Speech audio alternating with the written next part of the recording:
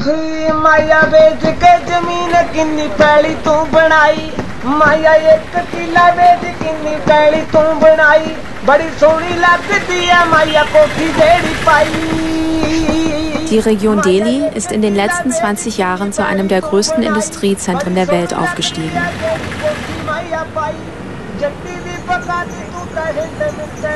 Das Symbol dieser Entwicklung ist Gurgaon, eine Vorstadt von Delhi, die in den letzten Jahren zu einer boomenden Metropole anwuchs.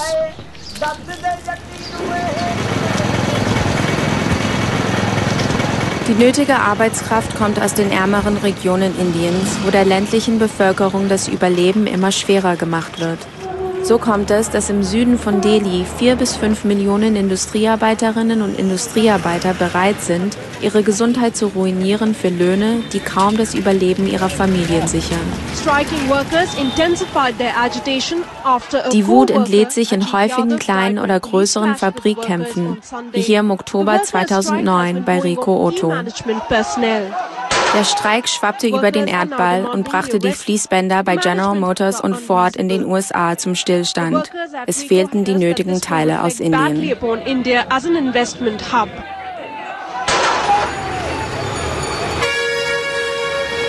Seit 17 Jahren erscheinen hier im Industriegürtel von Delhi die Arbeiternachrichten von Faridabad.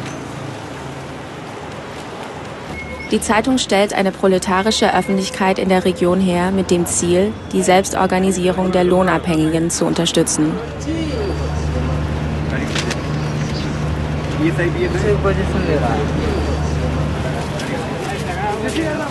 पिछले वर्ष अक्टूबर में wait shop में B shift में रात 11:30 बजे पर एक साहब ने मजदूर की लात मारी। पिछले रोज ए शिफ्ट में लात मारने वाले के विरोध में मजदूर ने सुबह 9 बजे काम बंद कर दिया।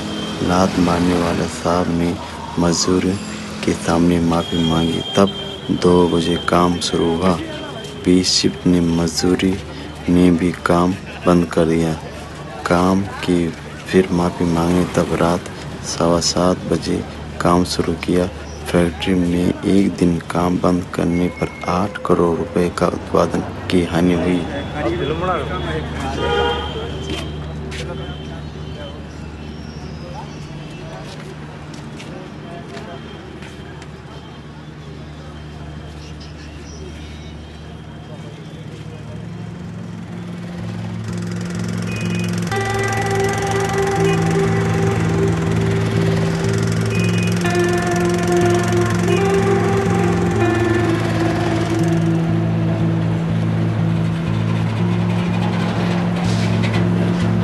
Die Automobilindustrie mit ihren Zulieferbetrieben ist der Motor der wirtschaftlichen Entwicklung in der Region. Immer neue auf dem Reißbrett geplante Industriegebiete werden aus dem Boden gestampft. Hier in Manisa produzieren Maruti Suzuki und Zulieferer der ersten Reihe wie Bosch.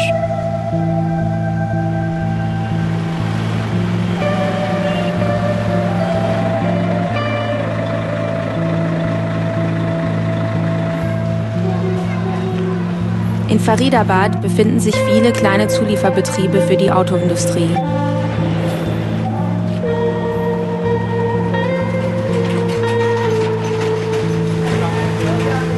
Eine Hinterhofklitsche reiht sich an die nächste. Menschen verrichten gefährliche Arbeiten an veralteten Maschinen.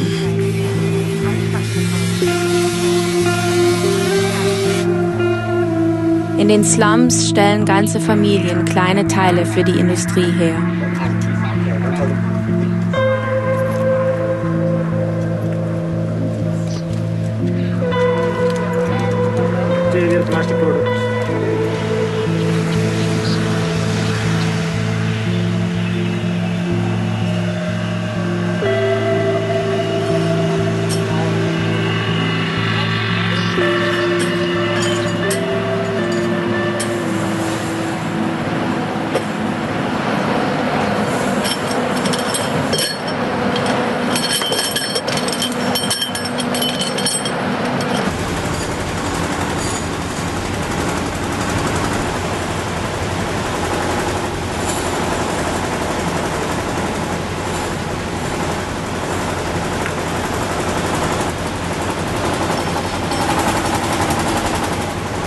और गांव में नौकरी मिलना plumber, वहाँ पर काम ढीला पड़ने की वजह से आना पड़ा बाहर। ऐसा है कि गांव में जब देखभाल करने वाले हैं तो हम सोचे बेरोजगारी में यहाँ क्यों बैठेंगे, चलते हैं बाहर, फिर यहाँ पर आ गए अपना ड्यूटी कर रहे हैं। क्या करें, वो वहाँ भी छोटा शहर है जिसमें मिस्त्री इतना ज़्यादा हो गया प्लम्बर का, वहाँ काम एडजस्ट नहीं हो पाता था। काम न मिलने की वजह से हमें यहाँ आना पड़ा, नहीं तो हम वही अपना गुजारा कर लो। आप एक बार आपका काम दिखा सकते हैं? आप क्या करते हैं हैंड प्रेस में?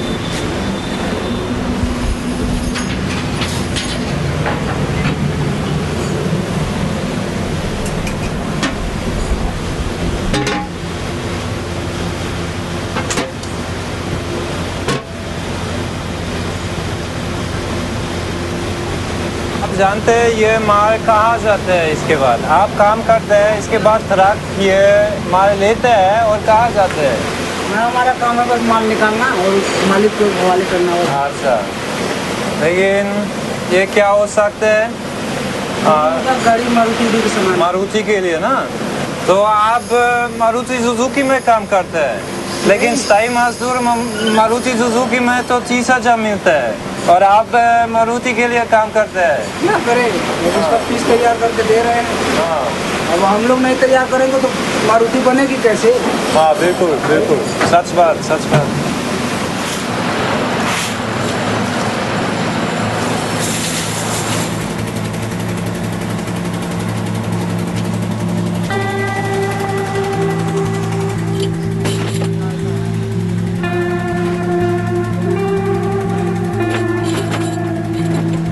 Die unter diesen Umständen produzierten Teile landen am Ende in den modernen Fabriken der großen Konzerne. Der informelle Sektor steht also nicht außerhalb der Industrie, sondern wird durch Transport- und Zulieferketten von den Montagewerken organisiert. Die Autobahn dient als verlängerte Werkbank, auf der die Teile ihrem nächsten Produktionsschritt zugeführt werden. So wird Entwicklung mit Unterentwicklung kombiniert. Sie bedingen sich gegenseitig.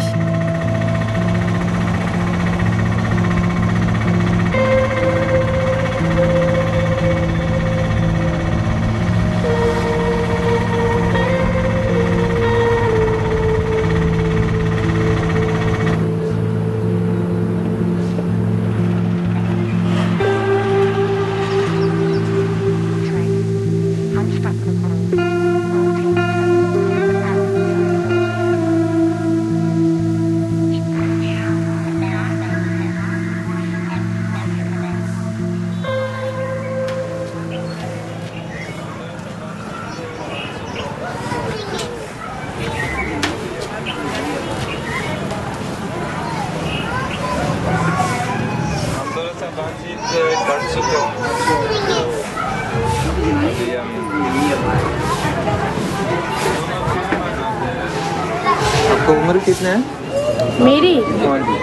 मेरी है 17 साल। 17 साल। लेकिन मेरी मजबूरी थी और मैं झूठ बोल के भी लगी कि मतलब अब मेरे घर में इतनी मजबूरी है कि मेरे घर में कमाने वाला कोई नहीं है। मैं हूँ, मेरी दीदी है, मेरे पापा मतलब है पर वो घुटनों से परेशान है, वो कर नहीं सकते काम। मेरे से छोटा एक भाई है, उसको मैं ही हम ही सब पढ़ा रहे हैं काम करके, मैं और मेरी दीदी। तो कहते हैं, इसलिए मैंने कहा कि मेरी उम्र ना 19 साल है, तब उसने मेरे को काम पे लिया, वरना वो मेरे को काम पे नहीं लिया। तो पहली नौकरी कारखाना में था? हाँ, ये 257 है, राजनीति स्पोर्ट है, उसी में काम सीखा हूँ। सिलाई खाना का काम तो 2 साल गांव में सीखा, 2 साल सीखने के बाद यहाँ भी सीखना पड़ा। हाँ, तो 13 साल आप सिलाई खाना के मैं 12 साल की उम्र। 12 साल आप सिलाई खाना की सीखना की शुरू की? पहले शायद 2-3 महीने वो टेस्टिंग है ना, टेस्ट पीरियड है, वो बहुत काम किया है। हाँ, कितने घंटे काम? 6 महीने लगातार। 6 महीने? 9 बजे सुबह से रात 1 बजे तक। 1 बजे तक कोई छुट्टी नहीं है? काम किया, हाँ, कोई छुट्टी नहीं। उससे चलते दिक्कत आ गई, सांस की दिक्कत आ गई थी, तो उसका इलाज करे 1 साल चला। आप क्या काम करते हैं? ऑपरेटर का काम। ऑपरेटर। आप पूरे शर्ट बनाते हो एक भाग? एक भाग। एक बार। हाँ, आप कब से ये कारखाने में काम करते हैं? 6 महीने हो गए। 6 महीना। हाँ हाँ। तो इससे पहले आप कहाँ काम करते? इससे पहले मैं उसमें काम करती थी, ब्राउन में। हाँ, ब्राउन में। तो वो क्या बनाते हैं? ब्राउन दवाई बनाते हैं। दवाइयाँ बनाते हैं। तो आप ये दूसरा कारखाना वो दवा बनाता है, आप ये नौकरी छोड़ दिया ना? हाँ, क्यों? तो छोड़ दिया, ज़्यादा पैसे नहीं देते, मतलब कितने? 25 रुपए देते थे और उसमें इतना काम लेते थे, इतना काम, बहुत हड्डी चूर हो जाती थी, इतना काम लेते थे। और फिर दवाइयाँ से मेरे को अच्छा नहीं लगता था, मतलब ऐसा लगता था जैसे घुटन सी होती है वहाँ पे।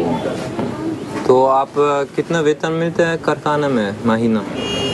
8 घंटे का है तो 4200। 4200। और ये वेतन आपका परिवार के लिए है और आप थोड़ा सा पैसा अपने के लिए रख सकते हैं और ये पूरा परिवार के लिए है? मैं तो दे देती हूँ, पूरा परिवार को ही दे देती हूँ। अपने लिए बस थोड़ा बहुत 400-500 रुपये बस। हाँ, 400-500। हाँ, बाकी दे देती हूँ। अच्छा, तो आप 5-6 जब मिलते हैं, आपका खर्च क्या है? दो किराया है 850 रुपये। 850, लेकिन अब दोनों वो साथ रहते हैं। 3 है, 850 रुपये बिजली बिल अलग है। अच्छा, तो 900 रुपये पड़ जाता है आपके लिए। 300 है किराया के लिए। तो खाने के लिए मतलब 2000-2200 महीने पड़ेगा। 2000 रुपये जो जैसे दारू पीता है, सिगरेट पीता है, उसका तो खर्चा जितना उड़ा दे। अब मैं एक साधारण से रहता हूँ तो मैं 2000 उड़ा देता हूँ, खर्च हो जाते हैं महीने। ठीक है। तो इसके अलावा भी इलाज के लिए? हाँ, डॉक्टर को देना। अगर बीमार पड़ गए तो पता नहीं कितने पैसे लगेंगे, डॉक्टर को पता ही नहीं ना क्या लेंगे। लेकिन आमतौर पे महीने में आप कितना पैसा बच सकते हैं? लगभग 3000। अगर वो 6000 कमाता है तो 3500 बचा लेगा। अगर कोई 4000 कमाता है तो 2000 बचाएगा, यही बचा। और कोई 20000 कमाता है तो उसका उधर खर्चा हो जाएगा, उसकी बात अलग है। तो आप गाँव तो थोड़ा सा पैसा वापस बेच देते हैं? और हाँ, गाँव देना पड़ता है माँ बाप को। मैं काफ़ी दूर से आया हूँ, दिल्ली से। अच्छा। यहाँ गुड़गांव में काम करने आया हूँ। अच्छा, ठीक है। वहाँ पे काम की, वहाँ पे भी काफ़ी तंगी है, आबादी इतनी हो रही है कि काम रोजगार कम पड़ रहा है। हाँ, ये परेशान हो, मतलब वहाँ पे भी घर अपना, मतलब यहाँ कमरे पे रहने के लिए मजबूर हो रहा हूँ। अच्छा, काम के लिए। कितने घंटे दिन में काम करते हैं? दिन में 8 घंटे। और उसके बाद ओवर टाइम 12 बजे तक रात के। पूरी नाइट भी लग सकती है, फुल नाइट। अच्छा। या 4 घंटे डेली ओवर टाइम। अच्छा, वही सिंगल ओवर टाइम। सिंगल, आमतौर पे सिंगल है। हाँ, सिंगल। अच्छा। ज़्यादातर सिंगल, या किसी में 2 घंटे डबल दे देती है बस। अच्छा। बस ओनली 2 घंटे। तो 12 घंटे काम करना तो आम है। 12 घंटे तो आम है, सबके लिए आम है, चाहे कोई भी हो, हेल्पर हो कोई भी, सबके लिए आम है। 12 घंटे काम। महीने में तो तनख्वाह कितने है? वो आमतौर पे वो 6-7 हज़ार रुपये पड़ जाती है। अच्छा। मतलब ओवर टाइम लगा के सब कुछ करके। कुशल मजदूरों के लिए। हाँ। और हेल्पर का भी मतलब वही है 3.5। हाँ, 3800, मतलब ऐसे ही सैलरी है। वो भी पूरी नाइट मतलब दिन ओवर टाइम लगा के सब वही 5-5.5। ये कारखाने के अंदर और लोग ने बिहारी से, दूसरे इलाके से है, तो इससे तो कोई दिक्कत है? और तो लोगों के बीच कोई तनाव है? नहीं, लोगों के बीच कोई तनाव नहीं है। सब मिलजुल के काम करते हैं। अच्छा, भाइयों की तरह मिलके रहते हैं। हाँ, ऐसा नहीं है। अच्छा, ये बहुत अच्छी बात है। यहाँ सब मिलजुल के रह लेते हैं। मगर यही है, थोड़ा कंपनियों में मतलब जाति ज़्यादा होती है, मतलब काम या पैसा, मतलब सही, मतलब जो जायज़ मिलता है ना पैसा, वो तरीका नहीं है। हाँ यार।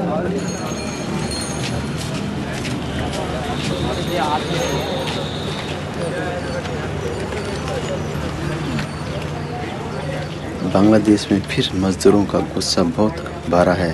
बांग्लादेश में मर्यादा बेहतरीन एक कारखाने के बकाया ताका, वतन वृद्धि और नौकरी के पहले बार विवाद के 27 जून इंतखाब करना करोब लिया। कुछ संसदीय पिटाई पुलिस ने मजदूरों को फिर पिटापिट किया और फिर आंखों में गैस की गोलियां छोड़ी। मजदूर रास्ते में महाराज गए और बंद कर दिया। पुलिस के सहायक पाल के गोलियां चलाई और एक मजदूर की मृत्यु हो गई। फैक्ट्रियों के मजदूर सरकार पर निकल गए और ढाका के केसर में अधिकतर मजदूर सरकारों पर पार लगा दी।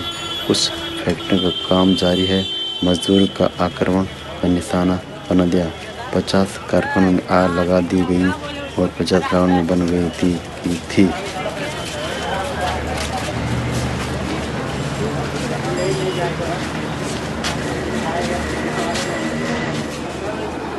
तो 16 घंटे काम करने के बाद तो क्या महसूस करते हैं, शरीर, मन, आत्मा? सेम सी बात है। अब जब मेहनत करेंगे 16 घंटे तो बिस्तर पे आते सो जाएंगे, या खाना क्या करना है, जो कुछ मिला वो खा लिया, पानी वानी जो कुछ मिला गर्म ठंडा वैसा पी के घर के खा लिया, सो गए।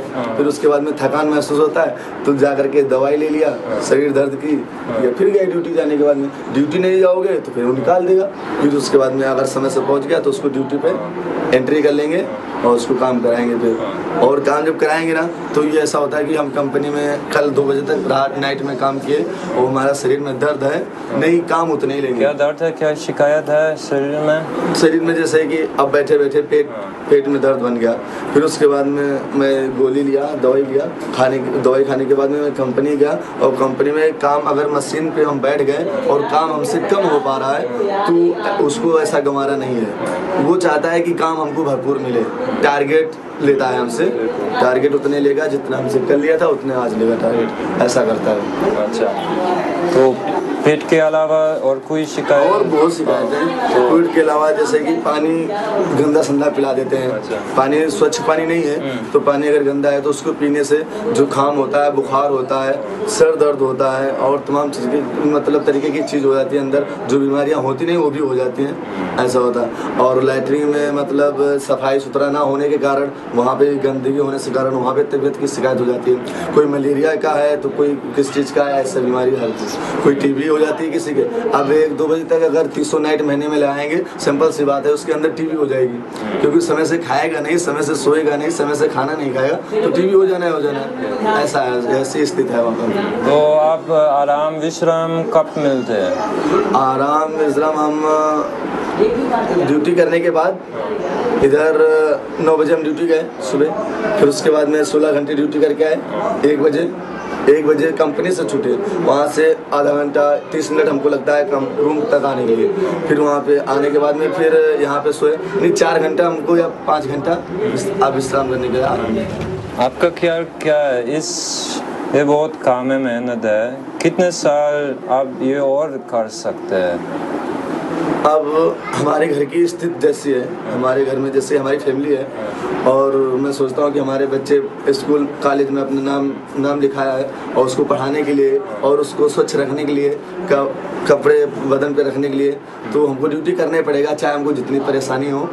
फिर भी मर जाएंगे लेकिन ड्यूटी करेंगे, ऐसा है। अब मतलब दूसरों के लिए, अपने मम्मी पापा की गरीबी के लिए, खाने के लिए उनको पैसा देंगे और वो खरीद के खाएंगे, इसलिए ड्यूटी करना पड़ता है। हाँ, ये हमारे सोच है, लेकिन हमारे शरीर क्या बोल रहा है? शरीर तो नहीं साथ दे रहा है, शरीर नहीं साथ देगा। शरीर कैसे साथ देगा, क्योंकि 16 घंटे इससे ड्यूटी ले रहे हैं। ड्यूटी अगर 8 घंटा ड्यूटी करें तो आराम से सुकून से सोएं और सुकून से जाकर के ड्यूटी करें, कोई प्रॉब्लम नहीं। लेकिन अब सिंपल सी बात है, अब 4000 जैसे कि 4300 सैलरी दे रहा है, हम लोगों का वेतन सैलरी है 4000 मतलब 4300 है। उसमें से अगर हम लोग ओवर टाइम नहीं लगाएं और अगर कंपनी वाला ओवर टाइम नहीं लगाएगा तो ये हो जाएगा कि 4000 में हमारा यहाँ पे 2000 तो सिर्फ रूम का खर्चा और जो लाएंगे खाने के लिए वो हो जाएगा। फिर उसके बाद में 2000 में अगर पॉकेट खर्चा हमने 1 महीने का 500 रुपये निकाला तो नहीं 1000-1500 रुपये बचेगा, वो फैमिली में कुछ नहीं होगा, उससे कुछ नहीं होगा। तो इसलिए ओवर टाइम लालच में मतलब लगाते हैं कि अगर लालच में लगा लेंगे तो 2000 ज़्यादा प्लस मिल जाएगा तो हमारा घर का जो प्रॉब्लम है वो सॉल्व हो जाएगी, इसलिए। और उनके भी जमाने में यही हाल रहा। जब आजकल तो जहाँ ज़्यादा बुढ़ा हो जाता है वहाँ काम ही नहीं करने लायक होता। अब 40 साल के बाद मुझे सिलाई थोड़ी दिखाई देगी, मैं अंधा हो जाऊँगा। धागे नहीं दिखाई देगी ना, बहुत बारीकी से काम करना होता है। तो उसके बाद मुझे सोचना पड़ेगा मैं क्या करूँगा, देखा जाएगा। कुछ लोग तो गाँव जाके खेती किसानी करते हैं, कुछ रोड भुट्टा बेचते हैं, फरुआ पल्ला करते हैं, मजदूरी गाँव में। यहाँ भी मजदूरी वहाँ है। अच्छा,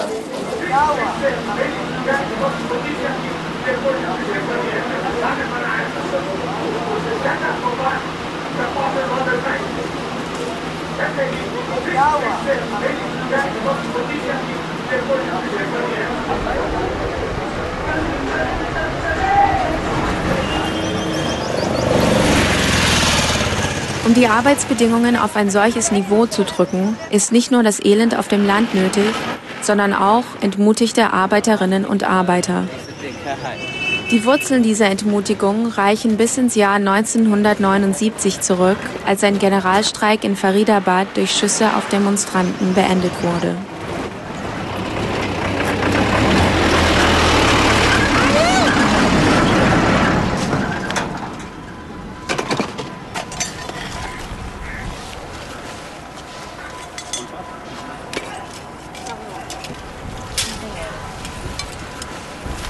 Es begann ein tiefgreifender Umstrukturierungsprozess hin zu Automatisierung und unsicheren Beschäftigungsverhältnissen.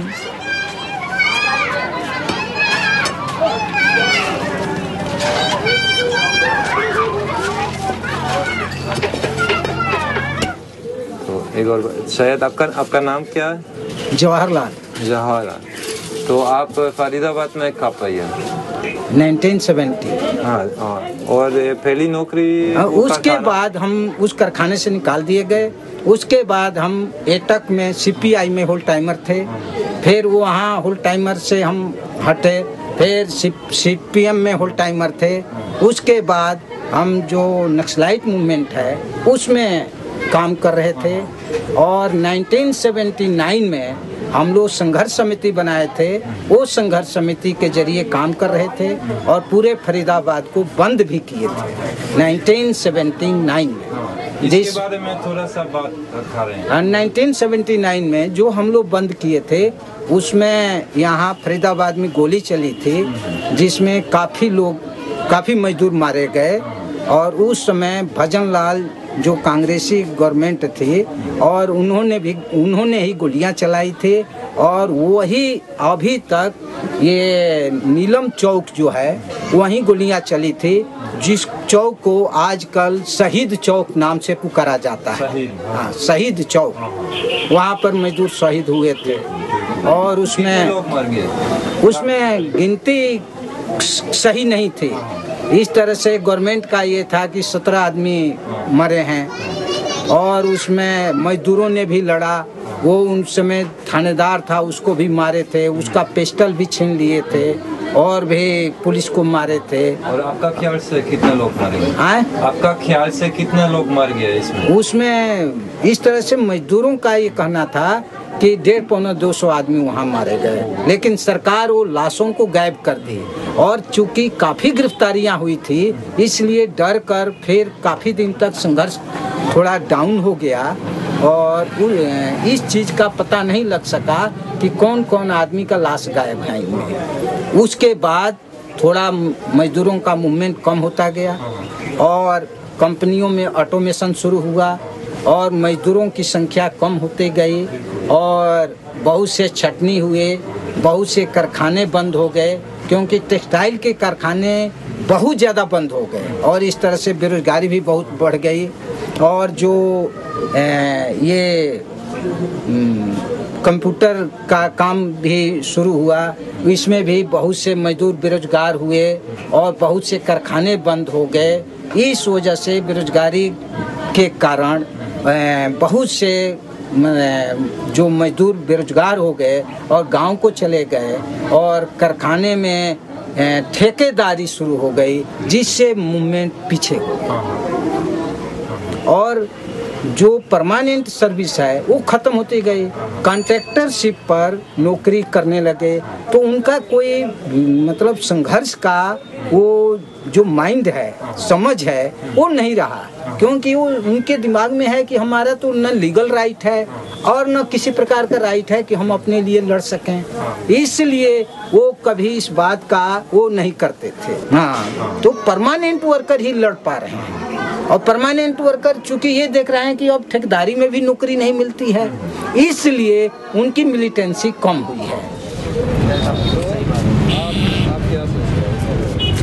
Seit der erfolgreichen Niederschlagung der Bewegung in Faridabad gab es immer wieder Angriffe auf Kernbelegschaften. Im Jahr 2000 traf es die bestbezahlten Industriearbeiter Indiens, die Festangestellten bei Maruti Suzuki. Dem Unternehmen gelang es, von 5.800 Festangestellten 2.000 durch Leiharbeiter zu ersetzen. 4 Jahre später ging es um die Arbeiter des Motorradwerkes Honda HMSI.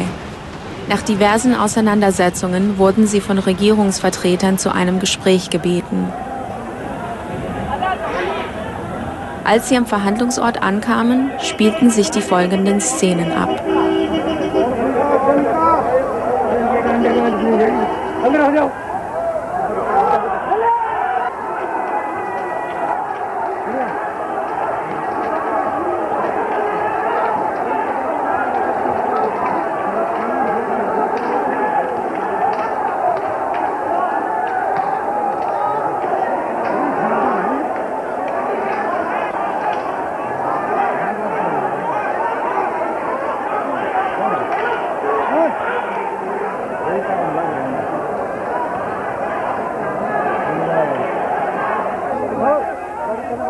Es gab 800 Verletzte.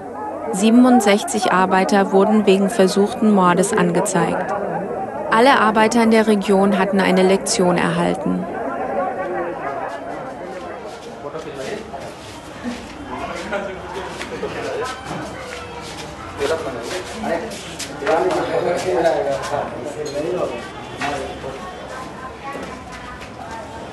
लेकिन उदाहरण के लिए आप तो इतना वक्त से इस इंडस्ट्री में काम करते हैं, आप लोग तो एक बार हड़ताल किया स्वयं खुद? नहीं होता कुछ नहीं है ना। हड़ताल करने से क्या होगा? हड़ताल जिस कंपनी में करेंगे सारे लोगों को भगा देंगे, दूसरा भर्ती कर लेंगे।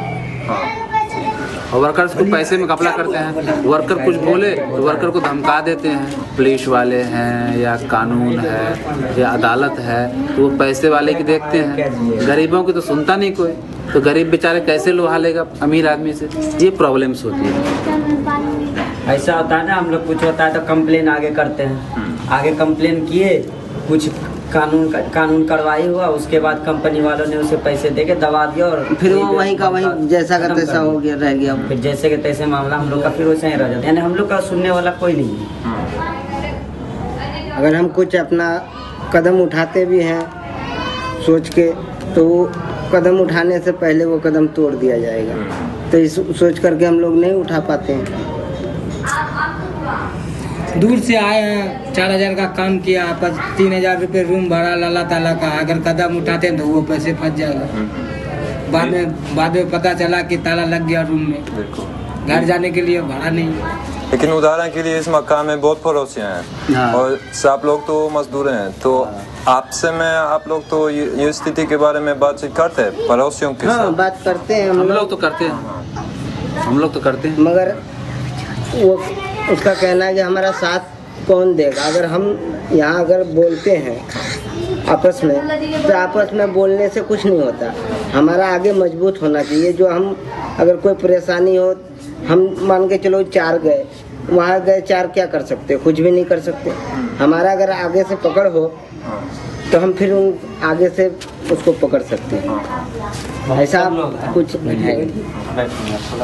बहुत से कंपनी वाले गुंडे टाइप के लोगों को भी रखते हैं, तो जो गुंडे टाइप के हैं, जो ज्यादा बोला उसको पिटाई होती है, पिटाई कर देते हैं उनको, रास्ते में पिटाई कर देते हैं, कंपनी के अंदर पिटाई कर देते हैं, मोहल्ले में पिटाई कर देते हैं, मार्केट में पिटाई, ऐसे दबंग टाइप के गुंडे टाइप के लोग रखते हैं।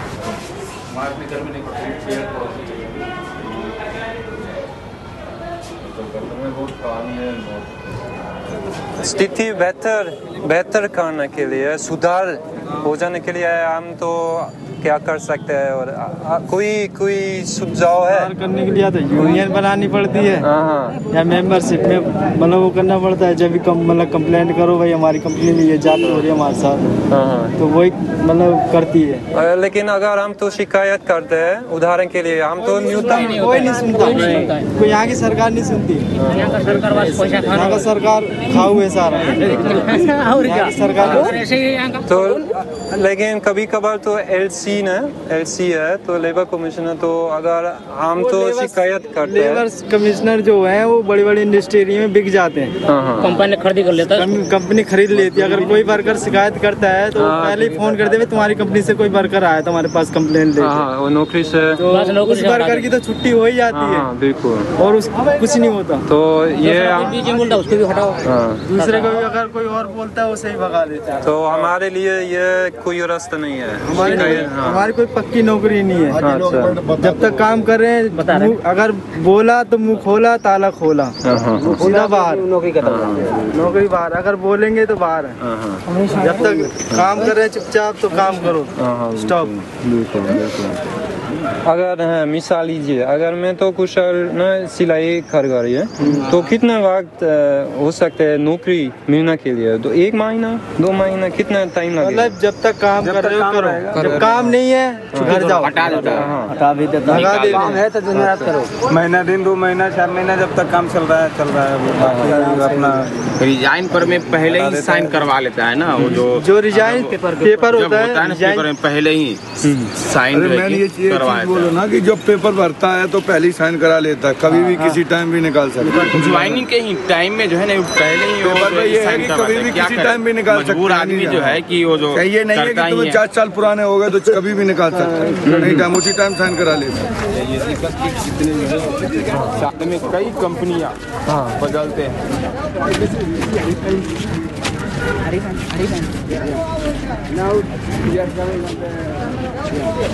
ऐसे कदमों की चर्चा काफ़ी होती है जो आज सामान्य मजदूर के बस का नहीं है, इसीलिए होता बहुत ही कम है। इसका साम दुष्परिणाम हमारे द्वारा स्वयं के दोषों देने वाले बिलाव करना है। न नो मन तेल होगा, न नादा नाचेगी वाली अदालत निकलना प्रारंभिक महत्व है। कदम तय करते समय एक ध्यान में रखना जरूरी है कि हर एक मजबूरियों से गिरा है। फर्क मात्र यह है कि किसी की थोड़ी ज़्यादा मजबूरी है तो किसी की थोड़ी कम मजबूरी है। एक दूसरे को पीड़ित मानकर सह पीड़ित मान कर चलना आवश्यक लगता है। कदम स्वयं में बहुत सी ही मामूली सी है। तिनका सामान तिनके से बनाया गया घोंसला सुरक्षित का मजबूत कवच बनाता है और हर चिड़िया आसानी से तिनका ओटा जोड़ सकती है।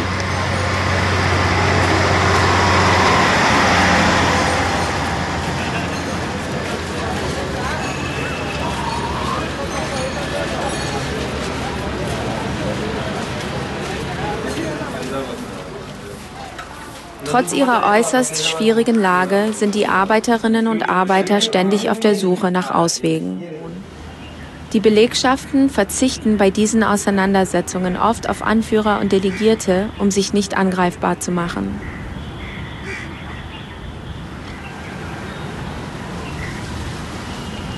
Ein Beispiel dafür sind diese festangestellten Metallarbeiter. Sie produzieren Kunsthandwerk für den US-amerikanischen Markt.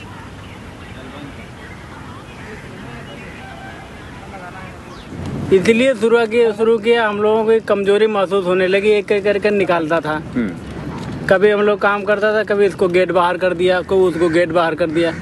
ले एकता बनाने के लिए मीटिंग किया हूँ। ये एकता रहेगी तो अगर कुछ करेगा तो सारे लोग करूँगा, तो उसमें फर्क पड़ेगा, इसलिए मीटिंग किया हूँ। तो 2005 आप तो नौकरी से निकाल देते थे? हाँ, 2005 में ना हम लगन 2005 में और 2006 25 जनवरी को रखा है। तो इसके बीच क्या हुआ? तो आप तो गत्ते लगाया था, गत्ते लगाया था उसके, मतलब लिख के उसके खिलाफ भी नहीं, मतलब ऐसा लिखाता था उसके ऊपर कहानी, जाके उसको बंदा लगे। साइडिंग पे जंतर मंतर ITO हर एक जगह। कनॉट प्लेस में भी? हाँ, कनॉट प्लेस में, सुजान सिंह पार्क, इसमें नेहरू प्लेस, नेहरू प्लेस में भी हर एक जगह। हमें तो आम वर्कर को अपने साथ करना था, बताना था कि हमारे साथ ये हो रहा है और ये कंपनी हमारे साथ ऐसा कर रही है, यही बताना था। और ये गट्टे भी अमेरिका में माइकल आराम के दुकान के सामने तो भी था ये गट्टे, तो कोई दोस्त अमेरिका में भी कोई समर्थन किया, तो ये कितने असर पड़ते थे? उसका असर तो सबसे ज़्यादा वहीं हमने यहाँ लगाया, यहाँ के लोगों को बताया। वहाँ जो चूँकि हमारी कंपनी का पूरा माल वहीं बिकता है, और वहाँ पे इस तरह की समस्या जब पेपर बांटे गए थे, तो वो पेपर जो लोग भी पढ़े, जैसे जो हमारे कंपनी का रिटेलर लोग जो हैं, रिटेलर जो माल खरीदते हैं, उन लोगों को जब पता चला तब उन लोगों ने मतलब दबाव बनाया था, तो वहाँ का ज़्यादा असर पड़ा था। हमारा साथ दिया, दबाव वहाँ से बनाया माइकल के ऊपर, तब माइकल आकर के हम लोगों से यहाँ समझौता किया। लेकिन गट्टे से पहले आप तो भी इनटू ये कोई यूनियन में तो इफ्टू, हाँ, तो इसमें वो खिलाफ हो गया था हम लोगों का। अनुभव कैसे हुआ यूनियन के साथ? आपके अनुभव कैसे हुआ? ये क्या यूनियन के अनुभव वाली ये बात है कि मतलब जैसे निकाल देगा तो शायद ही हमें रखवा देगा, इसलिए हमें अनुभव था। और फिर ये यूनियन हमारे को थोड़ा गलत लगता है कि हमेशा वो मालिक से ही बुलवाती है, नाराबाजी करवाओ, इसमें हाई हाई करवाओ, तो वो बेकार लगता है। वो अपना स्वार्थ ही देखा करते हैं। मालिक के साथ, मालिक का हर एक कंपनी में, जैसे आज यहाँ बंदा निकाला गया उसमें चले जाओ, इसमें चले जाओ, स्वार्थी होते जाता है लीडर लोग, तो मेरे को अच्छा नहीं लगा वो। अब ये गत्ता लगाता था क्या, लीडर तो खिलाफ हो ही गया था जो अनिमेश दास। तो यूनियन गट्टे लगाना की विरोध था? हाँ। क्यों? कह रहे या तो मेरा नाम डालो इफ्टू, यानी जो भी लिखो उसमें उसका मार्का लगाओ यूनियन का, हाँ वो झंडा लगाओ, झंडा भी लेकर चलो गत्ता। वो अपने नाम के लिए, अपना उनका नाम हो जाता है सारे विश्व में, अपना उनका नाम, सारे विश्व में हम लोगों का नाम हुआ, वैसे उनका भी नाम वहाँ तक हो जाता है, इसलिए ज्यादा वो चीज कर रहे थे कि मेरा नाम क्यों नहीं आया इफ्टू। तो इसके बाद तो ये मीटिंग और ज्यादा महत्वपूर्ण था। हाँ, ये मीटिंग तो हम लोग की हमेशा से महत्वपूर्ण रही है। मीटिंग को 8-9 साल हो गया, हर हफ्ते हम लोग मीटिंग करते हैं संडे को। तो इसमें ये है कि हम हफ्ते भर जो भी अपना काम धाम करते हैं और जो भी हमारे साथ घटित होता है उस पर हम यहाँ विचार विमर्श करते हैं, और उसका हल कैसे निकाला जाए इसकी चर्चा हम यहाँ कर लेते हैं आपस में, और फिर उसके हिसाब से ही हम अपना काम करते हैं। तो मीटिंग तो हमारे लिए हर हालत में अच्छी है, ये ज़रूरी है। अब उससे हमारे में कोई कमज़ोर ना पड़ जाए, कोई लड़का कमज़ोर ना हो मैनेजमेंट के सामने या काम के मामले में, इसलिए ये ज़रूरी होता है। एक साथ बैठने पर विचार विमर्श होता है तो सब ऐसा लगता है कि हम भाईचारा हम लोगों में बना रहता है। क्या कंपनी कोशिश की आप लोगों में कोई नेता मिलना? तो आमतौर पे अगर कोई नेता है शायद थोड़ा सा पैसा दे सकते हैं और थोड़ा कर सकते हैं, बार बार ये कोशिश करते हैं। उनकी सबसे बड़ी खासियत यही होती है, यूनियन जहाँ भी होती है उस सबसे बड़ा खतरा यही होता है। जब भी वो बात किए हम यही कहते हैं कि हमारे में सब लीडर हैं, जिससे आप चाहो बात कर सकते हो। तो हमारे में कोई लीडर नहीं था, इसलिए उनके लिए समस्या ये है कि जब कोई लीडर नहीं है यानी हर मजदूर से बात करने उनको पड़ेगी। जब भी हमारी मीटिंग हुई, माइकल साहब भी जब हम लोगों की जनवरी में जब माइकल साहब आए थे 2006 में, तो 2-3 मीटिंग हुई, लेकिन आमतौर पर पहले उनकी कोशिश यही रहती कि 2-4-5 आदमी आओ, लेकिन ऐसा कोई था ही नहीं कि 2-4-5, जो बात होगी सबके सामने होगी। तो हम लोग सब लोग मिल करके बात किए थे। और अब 4 आदमी 5 आदमी जा रहे हैं बात करने के लिए, उनको कुछ पैसा दे करके अपनी मनमानी तरीके से अगर वो समझौता कर लेता है तो हमें मानने के लिए मजबूर होना पड़ेगा। तो ये सबसे बड़ी समस्या। वो बार बार चाहते हैं कि ये लीडर चुन लें और लीडर के माध्यम से बात करें, और लीडर को पैसे से खरीद कर, धमका करके, मार करके, जैसे भी ये डरा करके अपनी मनमानी समझौता कराने की कोशिश करें। अब 50 आदमी हैं, कोई लीडर नहीं है, तो 50 आदमी को क्या डराएंगे, धमकाएंगे। एक बंदे को 8 महीने निकाल रखा, 3 महीने से हो गया। बिल्कुल कि झूठे आरोप देके कि वो सुपरवाइजर को हाथापाई किया, अभी तक बाहर कर रखा है। हम लोगों का 2 बस थी, 1 बस में कर दिया उतने बंदे। मैं इन लड़कों के साथ जुड़ गया जब ये लोग लड़ाई लड़े, जब ये लोग सक्सेसफुल हो गए, तब फिर मैं इनके साथ जुड़ गया कि इन्हीं के साथ हम लोग भी सही रहेंगे। कंपनी में मैनेजमेंट लड़कों पर दबाव डाल के काम कराता है, सब कराता है, पर इनके साथ ऐसा कुछ नहीं होता है। ये अपने कानून के साथ चलते थे और इसीलिए हम इनसे जुड़ गए। इनसे जुड़ने के गुस्से में आके हमें वो इल्ज़ाम लगा के बाहर कर दिया कंपनी से। 8 महीने से बाहर हैं। अभी है बाहर हमारे को। आप अगर आना चाहो तो हमारे कंपनी आ सकते हो। हाँ, मेटल गलाने का काम करने के लिए। नहीं, फोटो शूटिंग के लिए। फोटो लेकिन वो इंक कर देते हैं ना, हम अंदर नहीं जा सकते। गेट के बाहर। गेट के बाहर ताकि कंपनी को लगे बहुत फर्क पड़ेगा। अच्छा, हाँ। लंच टाइम में, लंच टाइम या तो 9 बजे आ जाओ सुबह। कुछ ना करेंगे लेकिन हेल्प हम लोगों को बहुत मिलेगा। ये जो है ना, इनसे गाड़ी उड़ी कुछ ये कर रहे हैं, इनके बारे में गाड़ी जैसे उतरेंगे वो वाला शूटिंग। हाँ बिल्कुल। ये कितने बजे? 1 बजे लंच। 1 बजे आ जाओ। 1 बजे लंच में। सुबह नहीं सही, लंच में सुबह सही रहेगा। घर में बहुत हालत खराब। सुबह मान लो जैसे बस तुम्हारे यहाँ से लेट पहुँची तो तुम अंदर जाओगे। थोड़ी है जो बात रेंट में ज़्यादा गर्मी ना है।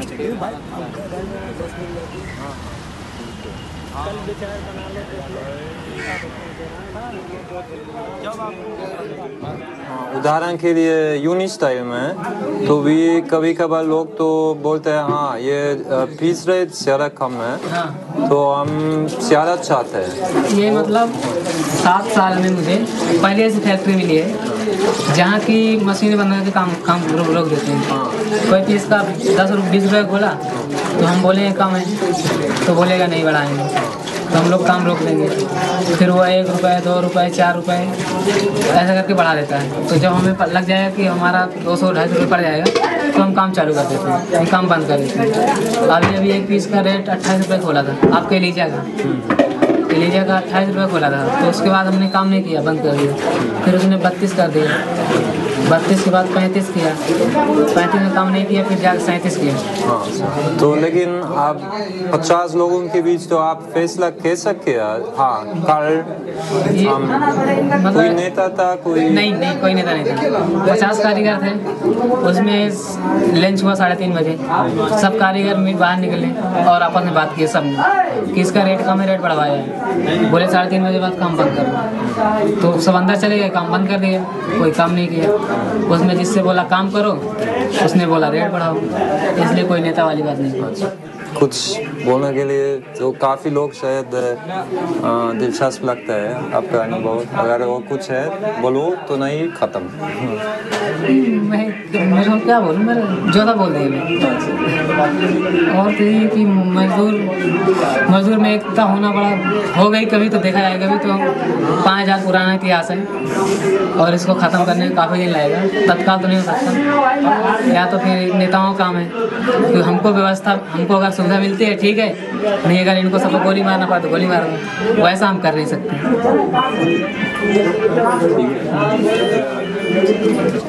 वो कारखाना के अंदर कोई संगठन है, यूनियन है? यूनियन वो संगठन बोलते हैं, वो कैसे बोलते हैं, ए तक है वो। अगर कोई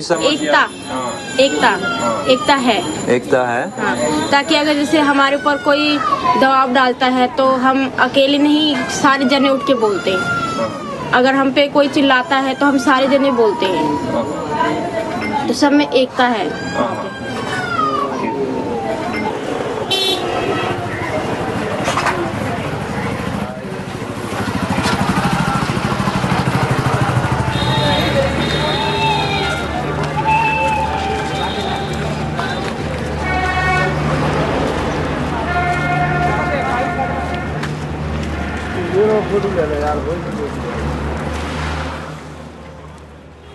गोरखपुर में नए संगठन के स्वरूपों, नए संघर्ष की तरकों के सवाल दस्तक दे रहा है। गुड़गांव के होंडा सन 20 के ऑटो के चर्चा मामलों के नहीं बल्कि डेल्फी ऑटो ठेकेदार के जरिए 2500 मजदूरों द्वारा उठाए गए कदम। हीरो होंडा गुड़गांव स्थित रेफियर पार्ट्स फैक्ट्री ठेकेदार के जरिए 45,000 मजदूरों द्वारा चाणाचक काम बंद करना।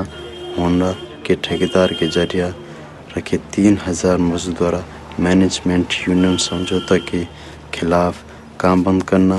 ईस्ट मिडगेट के कैटुअल और उन द्वारा तनख्वाह में देरी से देना कर काम बंद करना। नई राहें खोजने द्वारा मजदूर जुटे हुए हैं। इन हालात में हमारे सामने प्रश्न है, क्या क्या नहीं करें, क्या क्या करें, कैसे करें।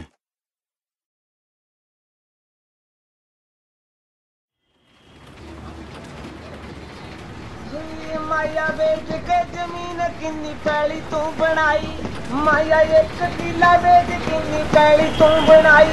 बड़ी सोहनी लगदी है माया कोठी जेड़ी पाई, माया 1 किला बेच किन्नी पैली तू बनाई। बड़ी सोहनी लगदी है जेड़ी कोठी माया पाई। जट्टी दी पकाती तू तां हिंड मित्तरा बे बड़ा सोहना लगदा है। केड़ा दस दे जट्टी नू एह पिंड मित्तरा बे बड़ा सोहना लगदा है। दस दे जट्टी नू एह पिंड मित्तरा बे बड़ा सोहना लगदा है।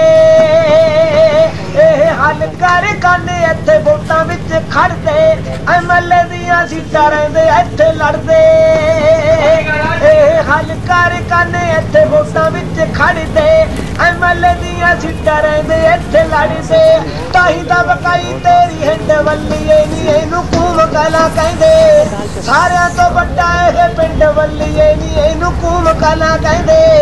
सारियां तो वड्डा इह पिंड वल्लीए नी इहनूं कूम कला कहंदे। हॉस्पिटल विच ना जमा कोल वे, एक जट्टी दा बकाता बोल वे। हॉस्पिटल विच ना जमा कोल वे, एक जट्टी दा बकाता बोल वे। सड़क दे उत्ते माया देख दाना मंडी, सड़क दे उत्ते माया देख दाना मंडी। सिट्टां दे फसले लगू बिंद मित्तरा बे बड़ा सोहना लगदा है। केड़ा दस दे जट्टी नू एह पिंड मित्तरा बे बड़ा सोहना लगदा है। लग पए रहन तेरी शैल भी कराऊंगा, सारे पिंड उत्तों तेरा गेड़ा भी लवाऊंगा। लग पे रहन तेरी शैल भी कराऊंगा, सारे पिंड उत्तों तेरा गेड़ा भी लवाऊंगा।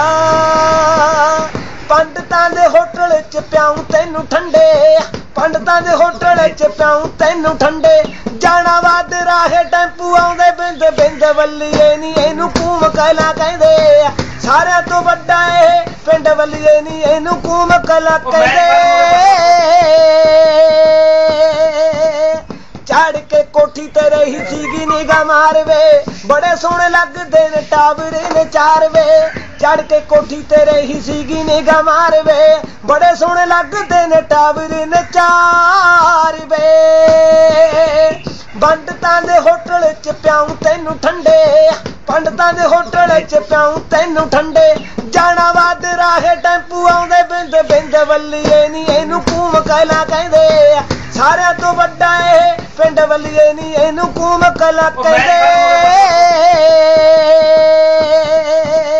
चढ़ के कोठी ते रही सीगी निगाह मारवे, बड़े सोहणे लगदे ने टावरे ने 4 वे। चढ़ के कोठी ते रही सीगी निगाह मारवे, बड़े सोहणे लगदे ने टावरे ने 4 वे। बापू दे पीणे नूं ठेका दारू वाला कोले, ਬਾਪੂ ਦੇ ਪੀਣੇ ਨੂੰ ਠੇਕਾ ਦਾਰੂ ਵਾਲਾ ਕੋਲੇ ਪੱਟਣੀ ਨੀ ਪੈਣੀ ਇੱਕ ਡਿੰਗ ਮਿੱਤਰਾ ਵੇ ਬੜਾ ਸੋਹਣਾ ਲੱਗਦਾ ਏ ਦੱਸ ਜੱਟੀ ਨੂੰ ਕਿਹੜਾ ਪਿੰਡ ਮਿੱਤਰਾ ਵੇ ਬੜਾ ਸੋਹਣਾ ਲੱਗਦਾ।